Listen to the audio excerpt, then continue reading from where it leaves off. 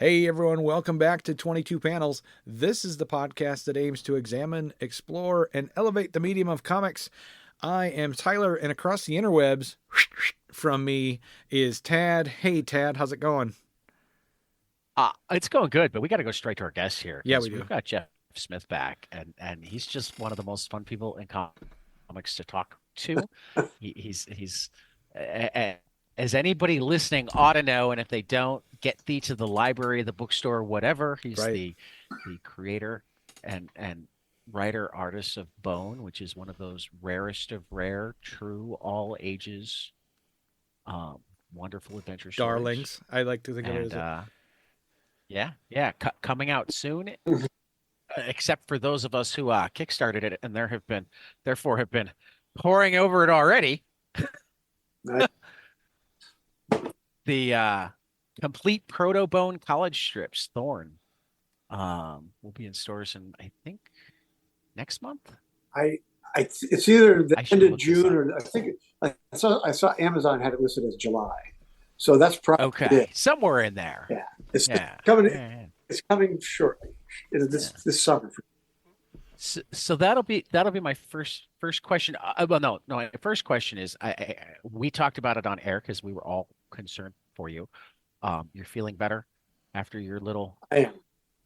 I good, did. I had a little cardiac arrest, which a, is a little not cardiac so little. arrest. No, It's like pulling the plug on your computer. yeah.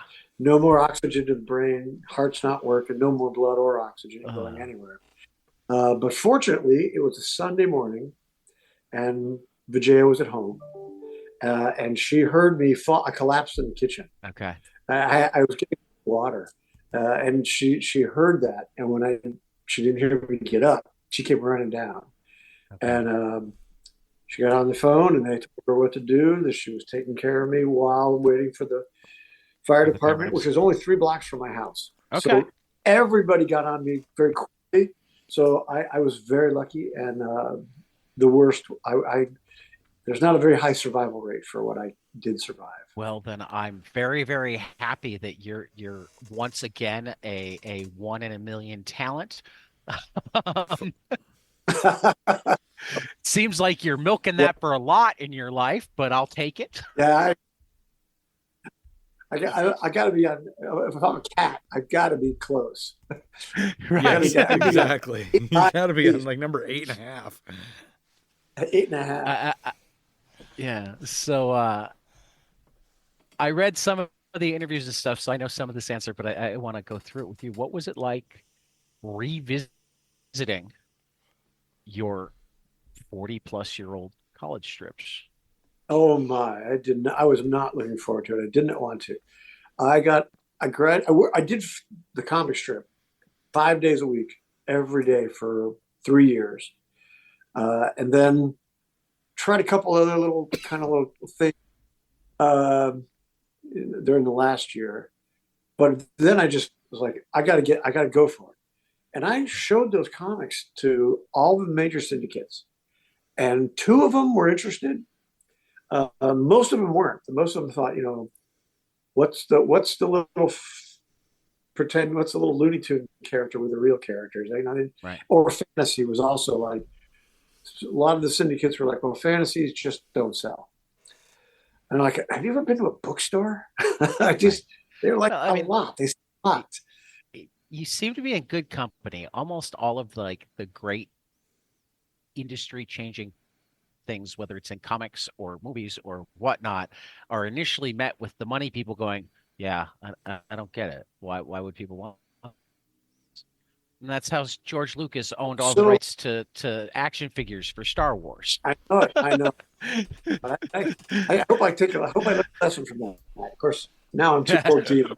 Okay, so the reason I told that story was because this experience with the newspaper syndicates made me think the strips were not good, Okay. and they were. I knew that there are things that needed to be improved on, so they weren't great strips or anything. Um, but then I started thinking they're terrible. So I didn't want anybody to see them. I didn't want to ever see them again. I didn't want anybody to look at them. I never wanted to reprint them. But then we started talking about doing. We're approaching our 35th anniversary of Bone Number One, Right. and we wanted to start. We thought, oh, what can we do? We said, well, let's create a series of deluxe books, just really nicely packaged.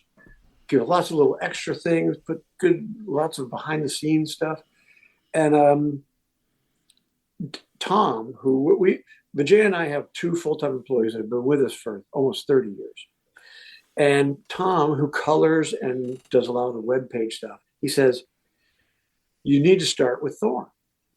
And just by coincidence, I got this letter from this kind of like an academic. I don't know if he's actually an academic, but he seems like one, from Germany, who was really into Thorn. And he was trying to find them all online through the OSU's web pages and stuff. And he had questions about them. And I think he was thinking about trying to do a paper or a reprinting of them with all sorts of his questions. But his questions were really good. I was like, hey, this is starting to make me interested in what was going on in those. But by the time I actually I wrote to him back and I said, what are you planning? What's going on? By the time he wrote me back, we'd already kind of committed to doing it, but I had not read them yet. So I got a package from him with all the strips, Xerox that he printed off of the computer, and I started reading them. And they were okay. They weren't not fantastic, but they're not dirt like I thought they were. I mean, I really was embarrassed. I'll call a lot of them fantastic. Mm-hmm. They're growing pains, but I have read syndicated cartoons that aren't nearly as good. Well, I could not syndicate it. The two syndicates that dragged me on. That's a mistake on the part of the people with the purse strings, not you. Well, I didn't. For that matter, I couldn't. For that matter, I couldn't sell it. So I spent 2 years doing like weeks or months worth of strips and sending them to him. And then I'd have another phone call with him. And I'm like, after a while, I'm like, I don't know. I don't know how many ways I can do this, because I also had another problem. My hero is Walt Kelly, who did Pogo, and he owned the copyright strip. So if Walt Kelly owned the copyright to his strip, I'm going to own the copyright to my strip. Nobody owned the copyright to the strip. Right. Not Charles Schultz, right? Not Bill Watterson, although both of them in the end were so popular that they could insist on getting the back. Right. So Watterson has back, I'm happy to say. Yeah. But I just was not even going to leave the barn under that situation, and it was just not happening. Yeah. Anyway, all of that is just to say I hadn't read them in 40 years, and I thought they were terrible, and they weren't terrible. No, they weren't great, but they weren't terrible. They tell a little story, and some of them are kind of good, So yeah. it was quite an experience to dip back in. After so long, it was almost like reading something I hadn't written because it was so long. Right. I totally didn't remember certain things. The bones the hooded one and the wreckages are after the bones for a completely different reason. Right. In the comic strips than they are in the comic book. Right. Better in the comic book. I agree.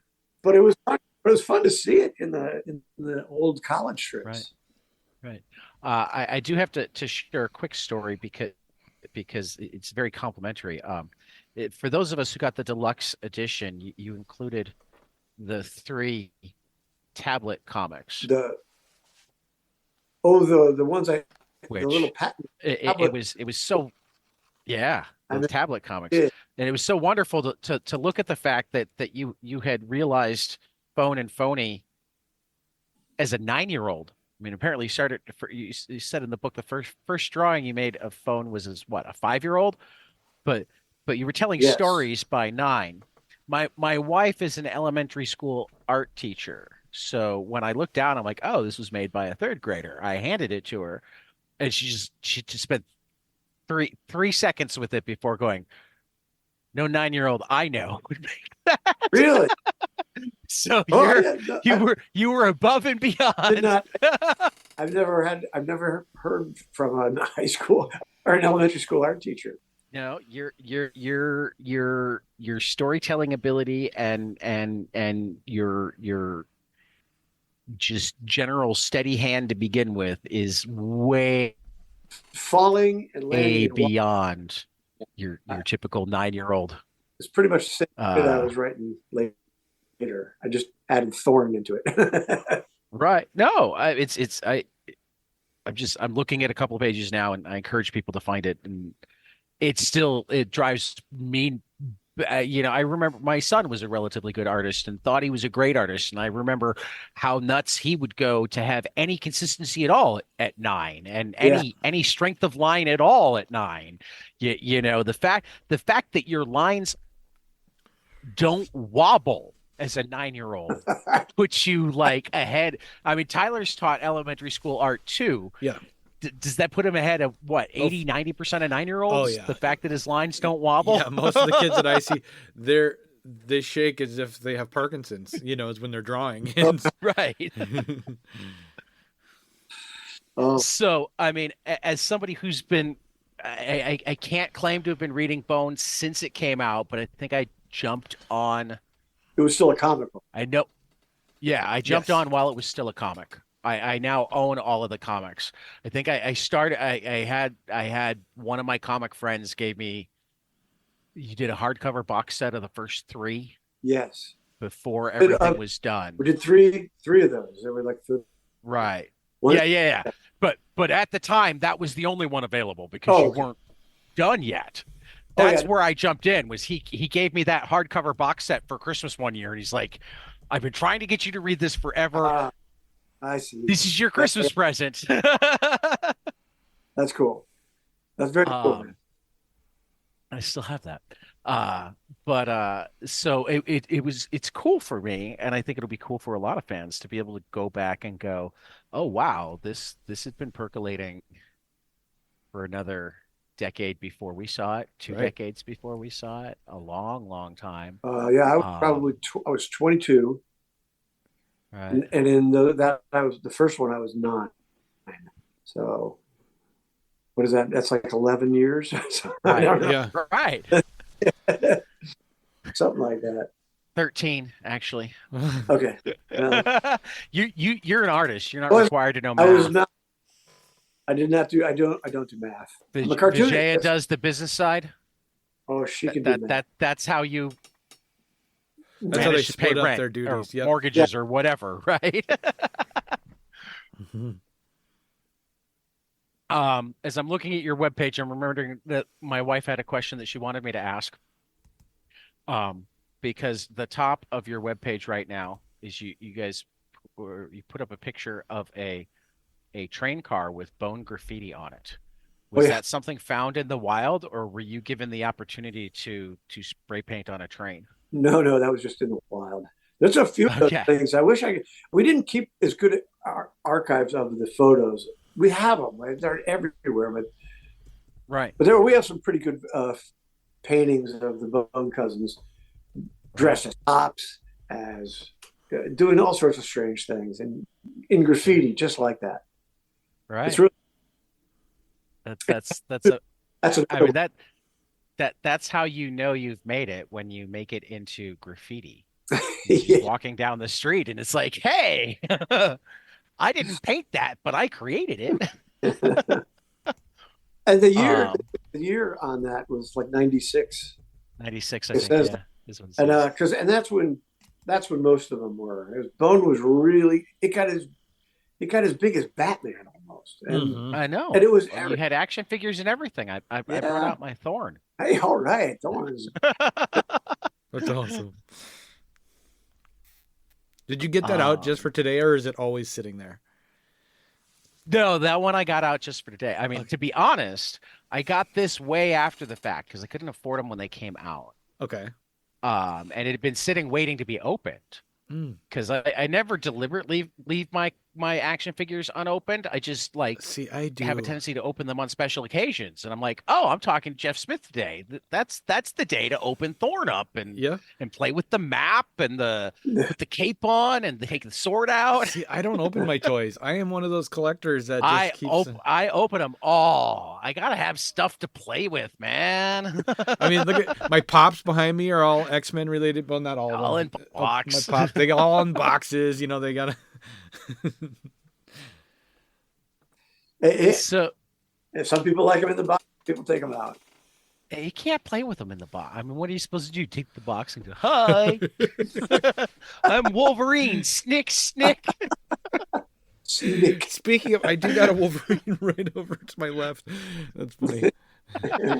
My daughter says the same thing because I've got this room where I'm sitting in right now full of toys and comic books and records, and she says the same thing. Like, your comic books are all bagged up and put away. Nobody can touch them, and your toys are all in their boxes. Nobody can touch them. Why is that fun? And I said, I don't know. I don't know why that's fun. So Jeff is the guy who people own toys of your creation. How do you prefer it? Do you prefer it when they open them and display them places, or do you like seeing them in their original packaging, or do you just care about getting paid? Yeah. No, I got paid for it whether you keep it in the box or not. However, I personally rip everything open and play with it immediately. Yeah. I mean, I don't like make them walk and talk, but I pose them. Oh yeah. I mean, I sometimes make them walk and talk, mostly when the grandkids are around. Oh, well, that's okay. Yeah. That's what you're supposed to do. But yeah, no, I post stuff all the time. Yeah. Yeah, I mean, we touched on it last time, but I as I was reading through Thorn, I was realizing, and the front and back matter, I'd forgotten how much your goal was much more to be the syndicated comic strip artist than to make comic books. When I was doing that, and when I was going to OSU and doing the Thorn comic strip, I was barely aware of comic books. I was really into Peanuts, Pogo, Doonesbury was like one of Doonesbury. Great. He had these big collections that were like oversized, real thick, and he'd come out with like one of those a year. Yeah, I've got a few of those. And I carried those around to every apartment I moved to. Those never got left behind. Right. I love those. So I was really, that was my goal, was to be a newspaper comic strip, but it didn't happen. And there was a little moment, and I mentioned it right at the very back of the book in the little, like a little end. There was a moment where I had to go, these guys are not going to do this. This is not happening. They're just wasting my time. So I have to give up. Bone is not going to be a daily comic strip. I didn't know what it was going to be. I didn't want to give up on the characters, but I saw that the Guardians at the gate did not really understand that comics. So there was a moment where I just had to go, I give up. I can't do it. But it was that was in 1986. Mm-hmm. Right. So right after that, actually that might have been more like 1988, to be honest. But in 1986, right after I quit going to OSU, I saw an article about Frank Miller's Dark Knight Returns in the morning newspaper. Right. Where I had never seen an article about comic books in the newspaper. It was full color because they were so impressed with the artwork and the story. And I was like, and I think the first 2 issues had come out. Sounds right. So I knew where there was a comic book store. I'd been to a comic book store. I wasn't not crazy about Spider-Man, and I always liked Batman ever since I was a little kid, because I was 6 years old when the TV show came on with Adam West and Burt Ward, and I loved it. You know, the show would end with like Robin swallowed by a giant clam with just his little. You and I loved that at the same age, but I saw it in syndication. It's what I'd watch before going to school. You about about the same age. When I went to full day kindergarten, because it was on noon. So when I went to full day school, my mom had to start taping it. We bought a VCR to tape Batman, so I could watch it when I got home. so I wasn't really into any of the other superheroes. I just liked Batman. But then to put the icing on the cake, Neil Adams started drawing Batman when I was about 8. Yeah. In Brave and the Bold, right. And then doing, and I just thought he was the bee's knees. Yeah. And probably the best thing about getting into comics and going to shows and stuff one of the things I got to do was meet Neil Adams, and he and his family took to me, and I got to have a few dinners with him, a few breakfasts, and that was a real treat. That was a real Fantastic. treat. Wow. Fantastic. So you went to Ohio State. My son is graduating high school right now, and he will be attending Ohio State in the fall. No kidding. Yeah. Where do you guys live? Well, right now? I live in Minnesota, but he currently lives with his mom in Chicago. So he's in Chicago. Yep. So he's going to Ohio State. That was between that and the University of Minnesota. And so when he picked Ohio, I was very excited because then I could go visit the Billy Ireland and all that kind of stuff, Man, have you been to there? Yeah, you've been there. I Sure. have. Tad He has. hasn't yet. I have not. Yeah, you took me. Oh. I was so yeah. so happy. I went over. I mean, I was so happy for that period. But then when they started the Bill Blackbeard thing, and I saw that was a $5,000 donation to get the backroom tour with Jeff Smith, I'm like, wow, I'm worth $5,000 to Jeff Smith. He took me on that for free. Yeah. Oh, I forgot. I still show off the pictures of you seeing the Caitlin brought out a Joe Kubert Sergeant Rock page that you hadn't seen before. Oh yeah. I'm getting excited. Yeah. Just thinking of And so my wife is always good with the camera, so she managed to get the picture of you pouring over it, and then the picture of your hands all over the place as you're explaining why it's so cool. Those are like my two favorite pictures to show to anybody in comics because everybody appreciates it. I still love the guys I loved were Neil Adams, Joe Kubert, Kirby, and I had others too. I liked Frank Robbins, who did a bunch of detective comics for a while. Did Batman. Nobody else I knew liked him. He was just he had a very different kind of style. Are you looking for him? Frank Robbins. Of course I am. That's what I do. Yeah, Tad is always busy. The minute someone says something, he is off on that. Yeah, that's okay. I hope you find some of his artwork. It was around the early 400s of detective comics, and he started doing some of the Man-Bat stuff. Oh, Neil Adams originated the Man-Bat story, but he jumped in soon after. But he had a style that was like, it was. You could tell one of his heroes was Milton Caniff, who did Steve Canyon and Terry. Yeah, I can see it. But we did Milk Caniff on our comic strip book club. Got a comic strip book club with Bob Sikoriak and Krumholtz that we meet quarterly and talk. Bob is coming to do some stuff at CXC this year. I know he is. Yeah. I talk to him minimum every 3 months. We just talked about, what did we just talk about? We just talked about Crazy Cat, and we're getting ready to do Nancy. Yeah, that's.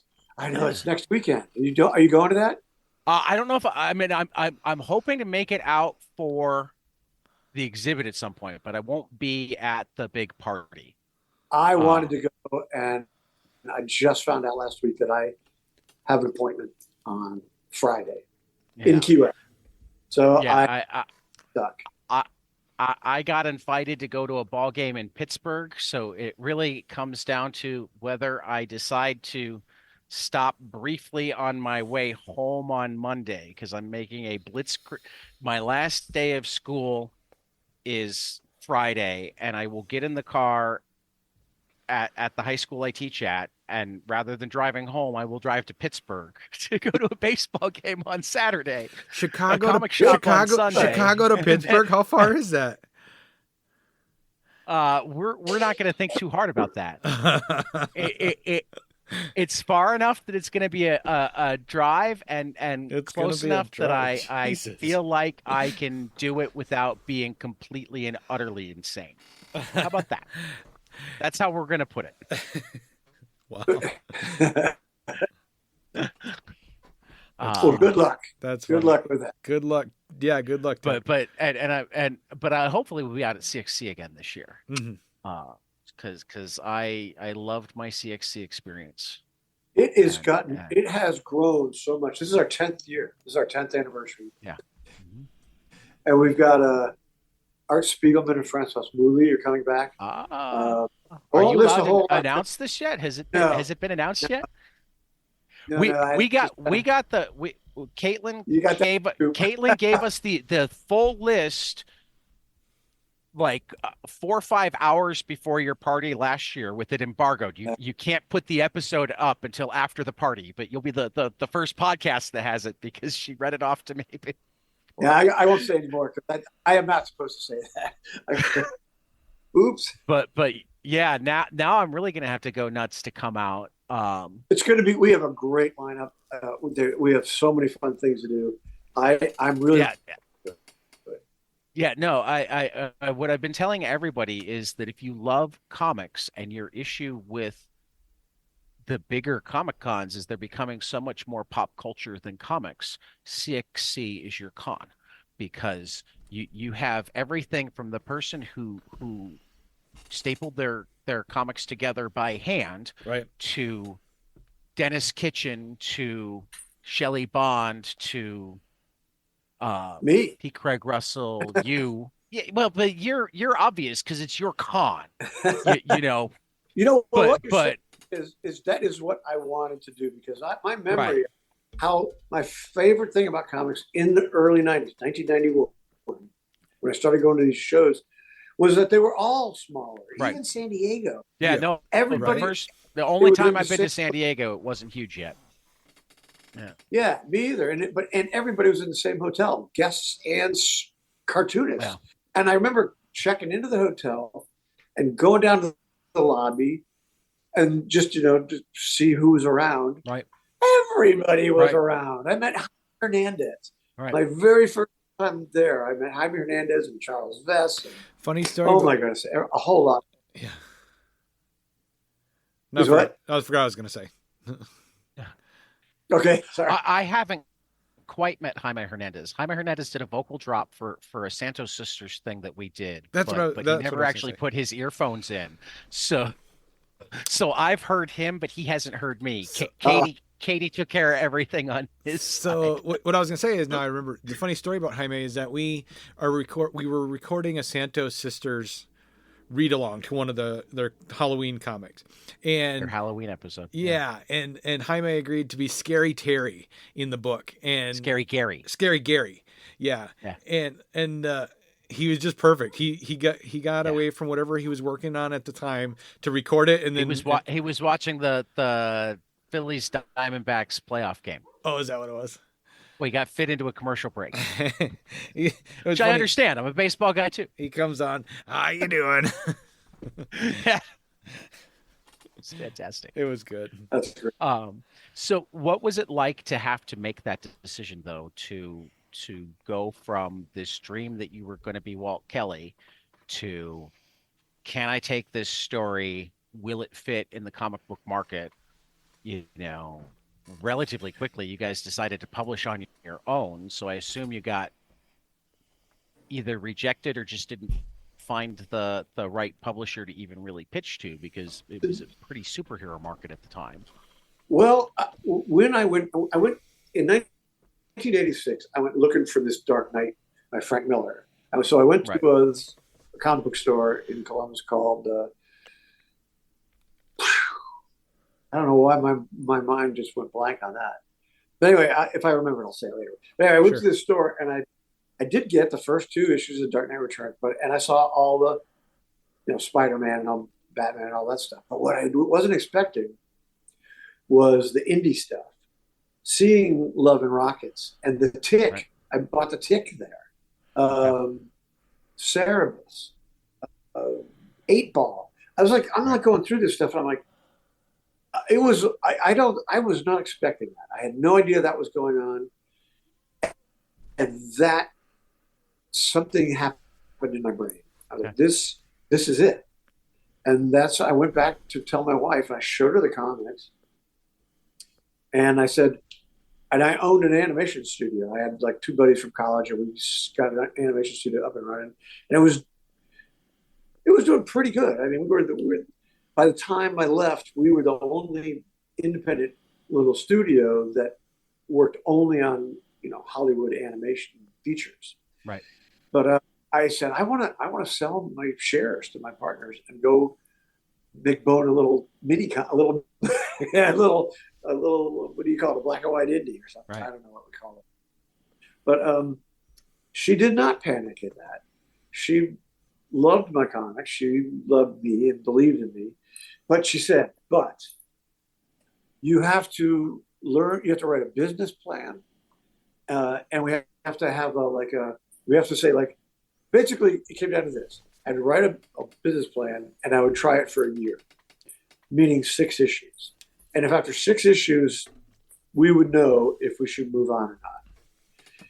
And the sales were okay on the first issue. It definitely paid for the printing and had a little left over.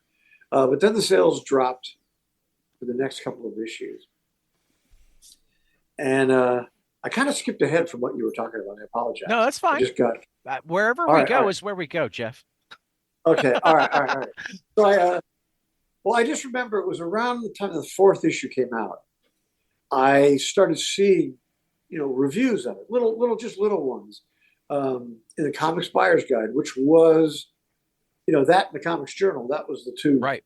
That was the two poles of journalism in comics. Yes. And the Comics Journal. In the Comics Journal, like in the back section, they had like a little, here's some good stuff you should look for. And it has a little paragraph, a little picture of, I think, the 3rd or the 4th issue. I don't remember. And also around that time, sorry, my brain is going 100 miles an hour. I can't catch up. That's cool. So one of the Monkey's Retreat was the name of the comic book store I went to. Okay. So one of the old US, I don't know if it's still there now or not. I don't. When I go visit my son in college, I'll go there. If it's still there. Okay, if it's still Yeah. it's still there. Otherwise, I it, go to the it, Laughing look, it looks like it might be. Okay. Yeah, I'll be moving Good. him in a couple months, so I'm very excited to come out to Columbus. I've never been there before. Well, drop me a line, because if I'm in Columbus, we'll get some lunch. Get some lunch, and my son would love to meet you. He's super he excited. just took me to the museum and he just offered you lunch. I Look know. at that. I know. But Anyway, so just discovering these things was just that. I knew a year after I'd given up that what I was going to do was Love and Rockets or Cerebus. I was going to do that as a comic book, and it still took me 5 years from that moment till I dropped Bone as a comic book and had a plan. But I did back then. It was before the internet, so I had to go to the library and like check out a book on how to write a business plan. Well, what that did is it forced me to find out how the industry works. And at that time, there's probably 17 distributors in the U.S. and Canada, and in every major city, there was a lot of times there was a little hub. I can't remember if it was Diamond or Capital.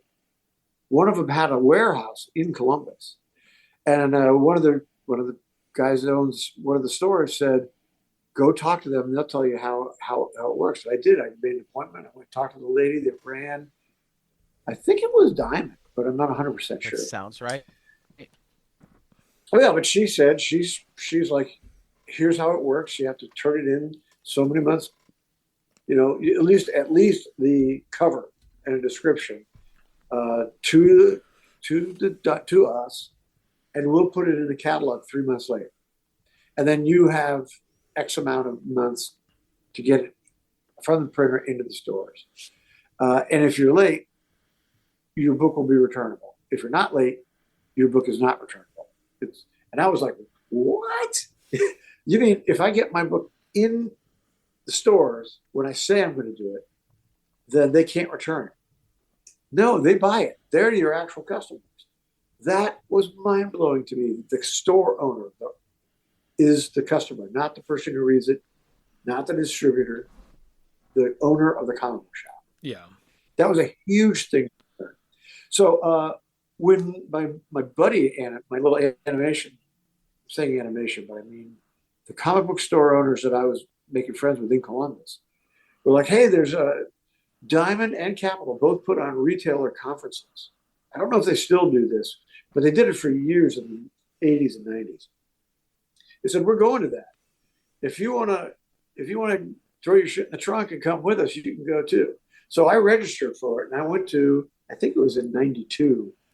I went to both of them. I went to Capital's they held a little, it's just like a Comic-Con, where they invited all the publishers. So it's all the publishers set up booths, just like at a comic book show. And the big booths were Marvel and DC, of course, and the Teenage Mutant Ninja Turtle. And I went there. And then, but so after the show, everybody kind of goes down and hangs out in the pub or the bar of the hotel that this is happening. And I'm sitting there buying, having beers with Jim Hanley from Hanley's Universe in New York City, with Roy Root from his Berkeley store in San Francisco. And these guys, I'm the only cartoonist there.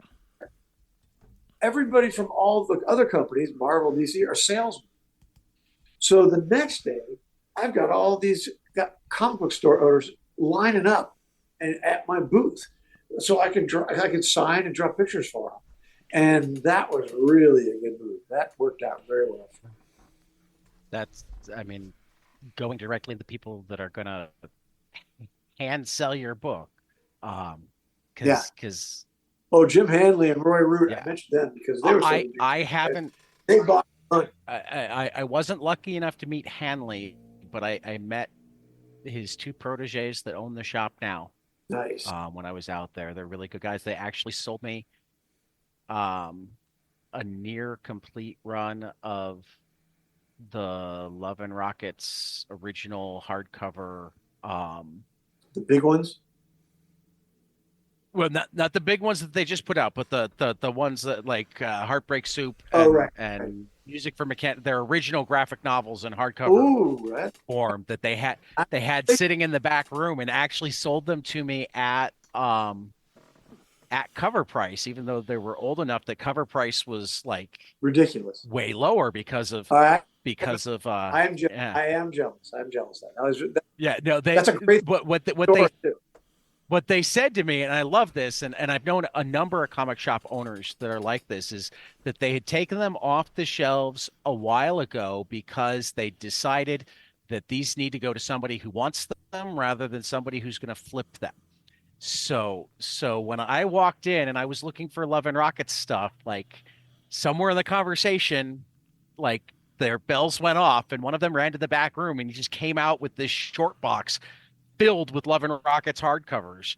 And I'm like, I don't think he's like I'm like, you what? I'm used to one of these being like $50-$60 and you're saying 12 because it says 12. He's like, no, I'm actually saying $11.80 because you're getting 10% off of everything you buy. Wow. Nice. I'm like, so that's yeah, great.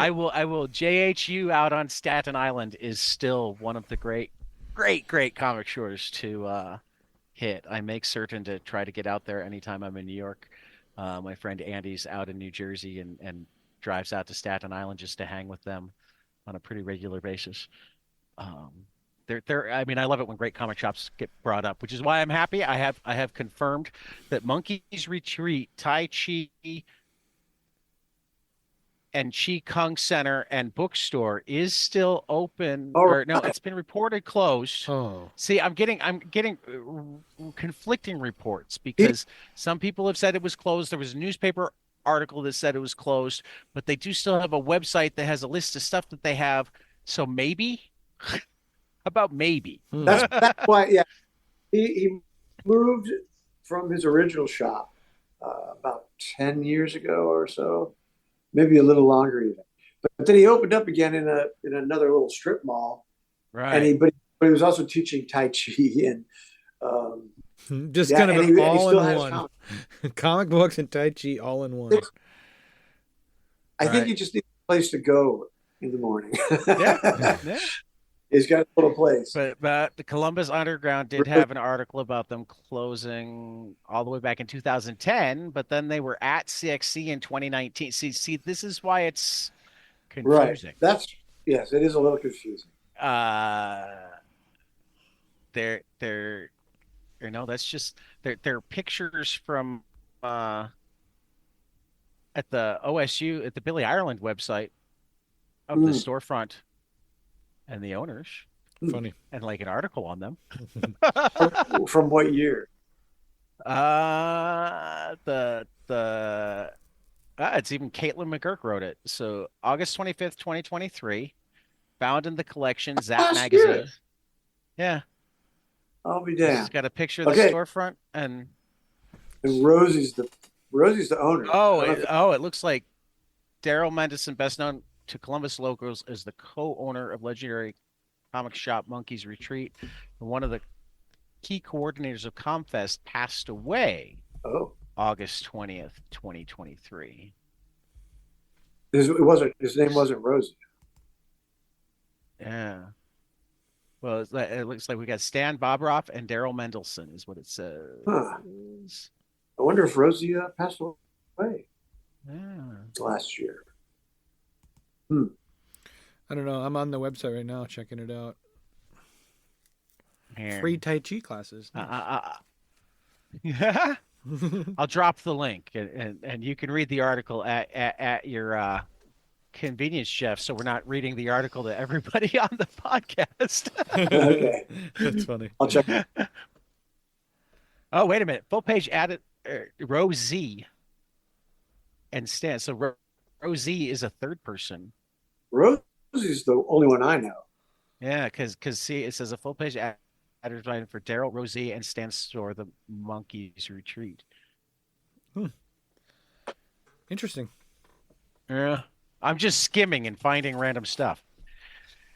This is the dangers of me having two monitors, is I can look at you and talk to you and fall down rabbit holes all at the same time. Yeah.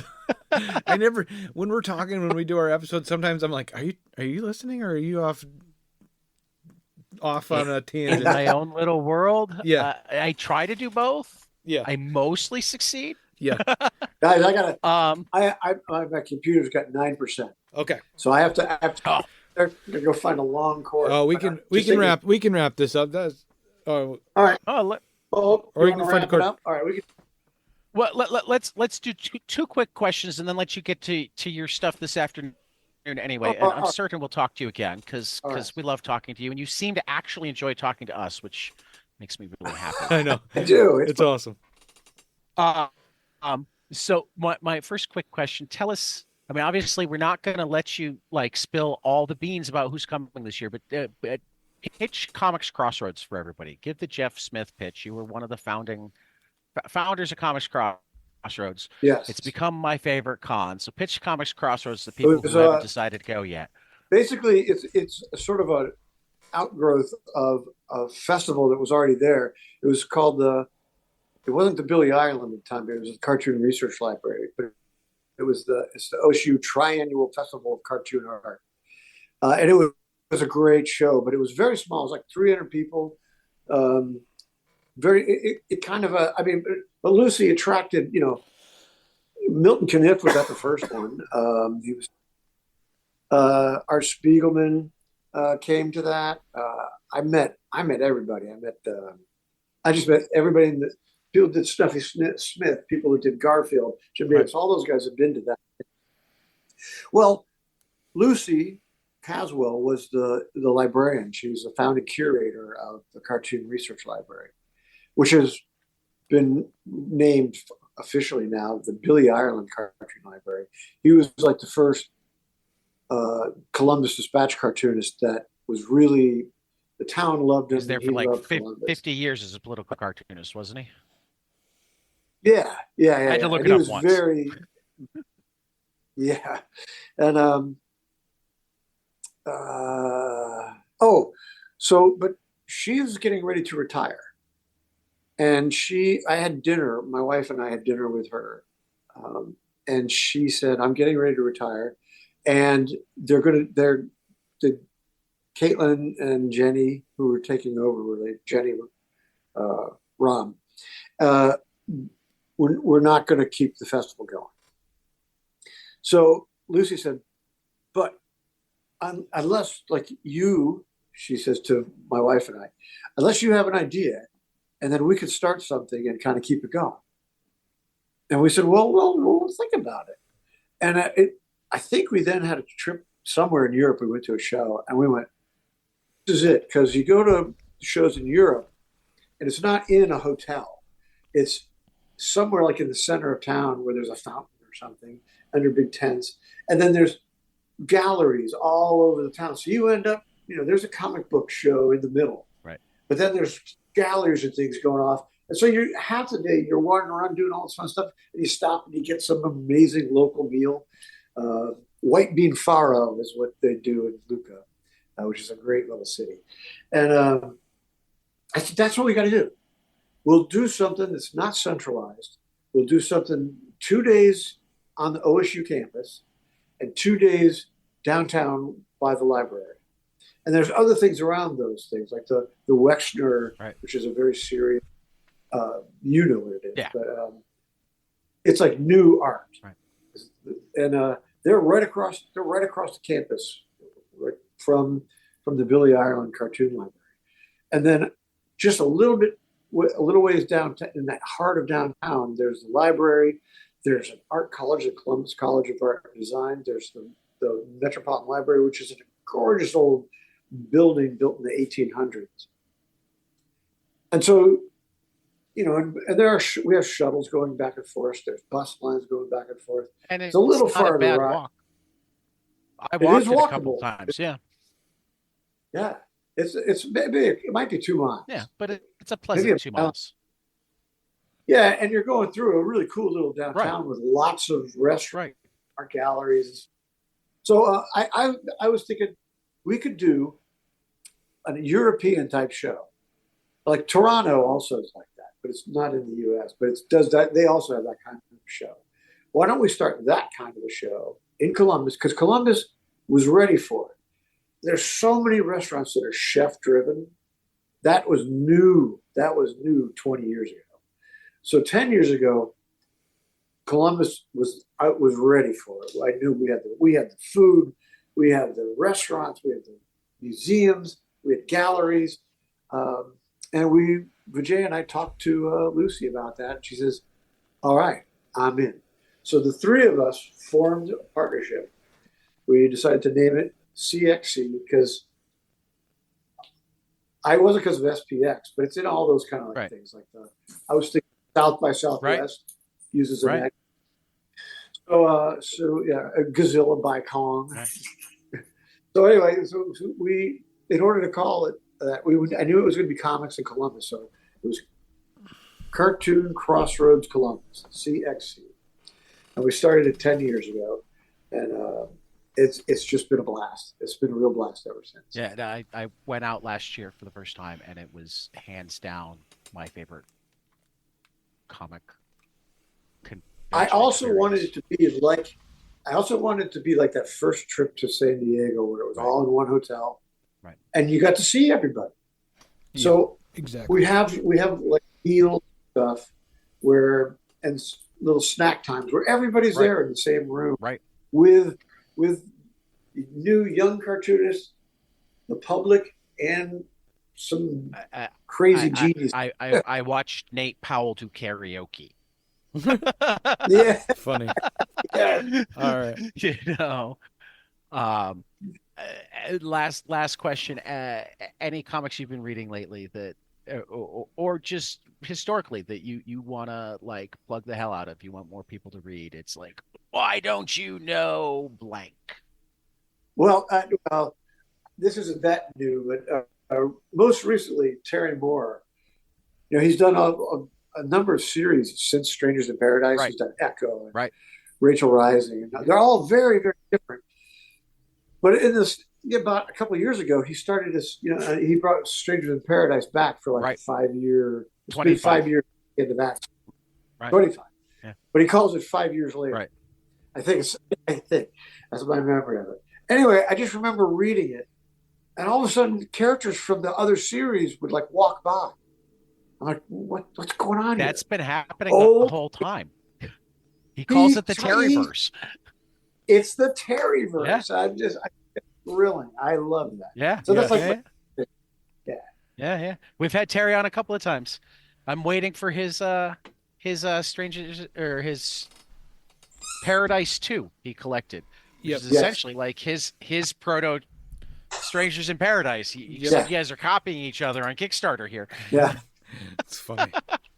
All right. Well, Jeff, it's always a pleasure. I will be in touch. We'd like to have you back anytime. If you ever want to join the Comic Strip Club, Sunday mornings every 3 months. Fun conversations. But I know you're. You know what? Send me an email. We'll talk about it. Sounds good. I will. I'll probably send it through Kathleen. That seems to be the way to get it to you. It's the way to make sure I look at it. Yeah. Well, that actually is the question, and I keep meaning to email her too, because what I'd love to actually do sometime is have the entire Cartoon Books team on, because I'd love to hear what the rest of them do. That would be awesome. Particularly because you guys have been doing it for so long together. I think that's a great idea. I will help you get that. Let's do that. Let's do it. Yeah. I'll send out an email this week, and we'll start looking for a time in the future, and hopefully I'll get out to Columbus soon and see you. Are you in Columbus now, or are you down in Florida? I'm in Florida now, and I'm not sure 1 or 2 more weeks. I'm not sure. Okay. But we'll find it. Yeah. All right, guys. My computer is always a blast, Jeff. And all right. We'll talk again soon. Bye, Jeff. Wonderful. So much. Thanks, guys. See ya. Take us out, Tyler. All right. So, to everyone listening out there, thank you so much, and we will catch you guys after the next page. Later. Hey guys, this is Tyler from 22 Panels.